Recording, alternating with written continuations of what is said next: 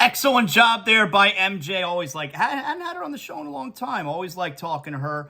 And of course, she's terrific out there representing on NFL Network. We got our girls down here represent nationally. They represent the Dolphins nationally. You got MJ out there hosting NFL Total Access on NFL Network.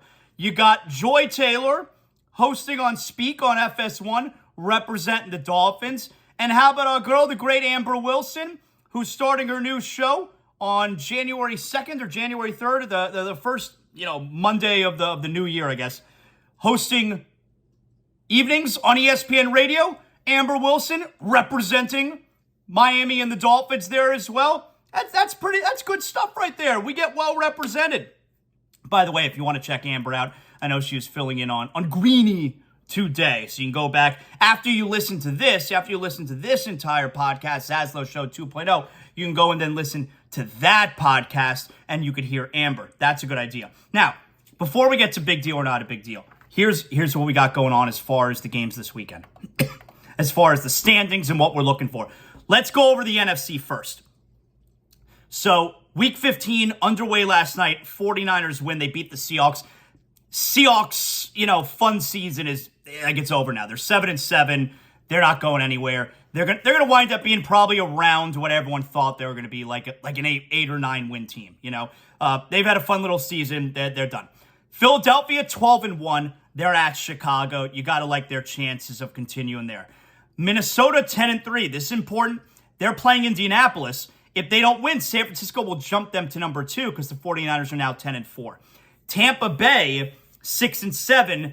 They're playing Cincinnati. Tampa Bay is going to wind up being 6-8, and you're going to wind up having an under 500 division winner. This isn't like one of those years where you got the 8-8 division winner. Now, because you have the odd number of games, you're going to have an under 500 division winner. Anyway, Dallas, first wildcard team at 10-3. They're at Jacksonville. Jacksonville's been playing better. Trevor Lawrence has been playing better. Washington and the New York Giants are the last 2 wildcard spots in the NFC. They're both 7-5-1, and they play this weekend. So that's a fun game right there. Anyway, AFC. Here's what the AFC, the important conference, the American Football Conference. This is what we got. Buffalo 10-3. We know they got the Dolphins. It's going to be 1,000 inches of snow. Kansas City 10-3. They're at Houston. So, certainly the Chiefs are going to look to jump the Buffalo Bills because the Dolphins are going to take that ass this weekend. Baltimore at 9-4. They are at Cleveland. All right, that's a tricky one, remember? Because if Baltimore loses and Cincinnati wins and they overtake Baltimore in the AFC North, the Dolphins, if they're tied with Baltimore, they own the tiebreak. They don't own the tiebreak against Cincinnati. So, Dolphin fan is going to root for Cleveland to win that game. Tennessee is 7-6. They're at the LA Chargers. You want Tennessee to win that game because the Chargers, they're below you. The Jets, they're on the outside looking in is what I'm talking about. The Jets and the Chargers are on the outside looking in. Both teams at 7-6. You want them to stay out of the playoff picture so that you can make the playoffs. Because Dolphins are not winning the division. But anyway, so I think you want Tennessee to win that game to pin the Chargers with another loss. Then Cincinnati, wild card. They're 9-4. They're at Tampa Bay. I think you would expect Cincinnati to win that game. So you want Cincinnati, if Cincinnati wins and Baltimore loses and the Dolphins win, the Dolphins would jump to number 5 in the conference. They would jump to that first wild card spot, which will then put you in the money position where you would face a team like Tennessee in the first round of the playoffs. So I think you're rooting for Baltimore to lose at Cleveland, for Tennessee to beat the Chargers, to keep the Chargers out of the picture, and you want Cincinnati to beat Tampa Bay so that they then jump into the top 4 and Baltimore drops down and you can jump them with a win at Buffalo tomorrow night. And then right below you, New England at 7-6. They are at Las Vegas. So that's what we're looking like in both of the conference playoff pictures. There you have it. Okay, let's do big deal or not a big deal. It's a Friday show. We're going to wrap up the week strong. Big deal or not a big deal. First up, the Brooklyn Nets were fined $25,000 for resting 8 players last night. They rested a bunch of guys, including Kevin Durant. They were at Indiana, I believe. And Jacques Vaughn, the coach of Brooklyn, he apologized to Pacer fans if he bought tickets to see Kevin Durant. This league is out of control with the resting players. The Nets were fined $25,000, as if that'll teach them. That'll show them. Now they'll think twice about doing it again. Here's what has to happen. This is not a big deal because $25,000 isn't deterring anybody to do anything. It's not a big deal. But here's what is a big deal. The league needs to adjust, and they need to get rid of back-to-backs. Now, will the NBA player who likes two things more than anything else, to complain and to not play, will he find a reason to still not play games? Yes. But the first step here is the NBA, starting next season, needs to get rid of back-to-backs. I mean, what do you have? You got about 10 back-to-backs in the season? All right, so you'll wind up extending the season to about 2 weeks. Started a week earlier, ended a week later, no more back-to-backs. You got to get rid of the back-to-backs. They got to find a way to get rid of this resting load management bullshit. Get rid of back-to-backs. League's got to adjust. All right, number 2. Sasha Banks. Looks like she's former WWE star Sasha Banks. It looks like she is done with WWE, and the report is she wanted a huge contract along the likes of Becky Lynch and Charlotte Flair. Listen, for me, she's not on the level of those two. She's a fantastic wrestler, but I think Sasha Banks is very replaceable. I don't miss her. When Becky Lynch is out, I miss her.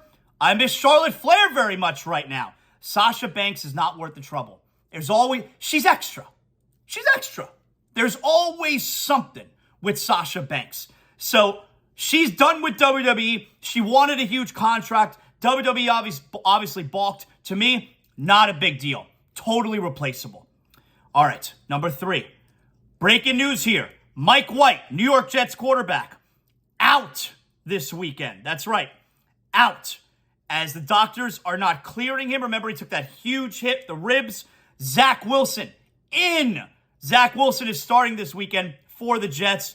That's a big deal. That's a big story, all right? So I'm interested in what's going to wind up happening there. Everyone been piling on the last few weeks for Zach Wilson. He's got a chance at redemption here this weekend. I don't see it coming. It's a big deal. I'm interested. And finally, how about last night?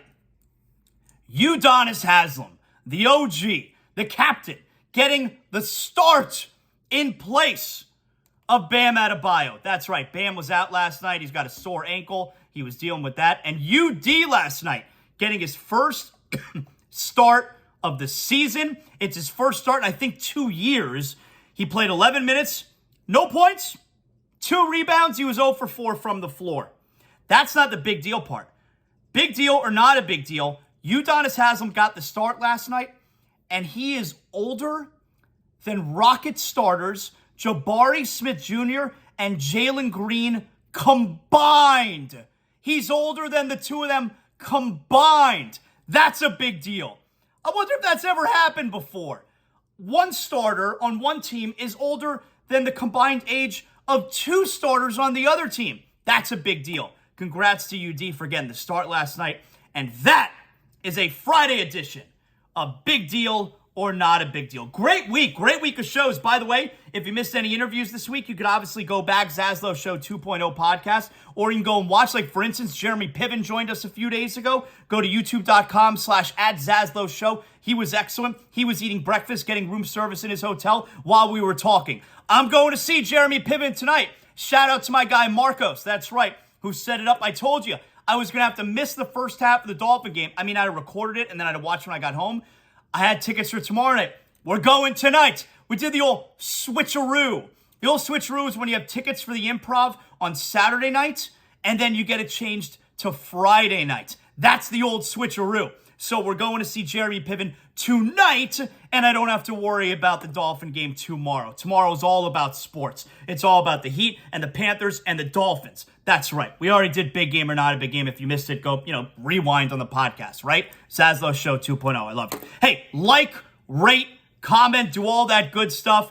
If you like the show, that really helps me, so I appreciate that. If you're interested in being a part of the show, go to my Twitter page, @ZASLOW Show. You can see my bio there. Got my email address for advertising. If you want to partner, if it works for you, if it works for me, we'll see if we could figure something out. Appreciate all my sponsors. Again, another strong week of shows. And I appreciate all my soon-to-be sponsors as well. Most of all, though, the ZASLOW Show 2.0 fan and listener. I love you guys, all right? We'll talk to you on Monday on ZASLOW Show 2.0. You know what that means.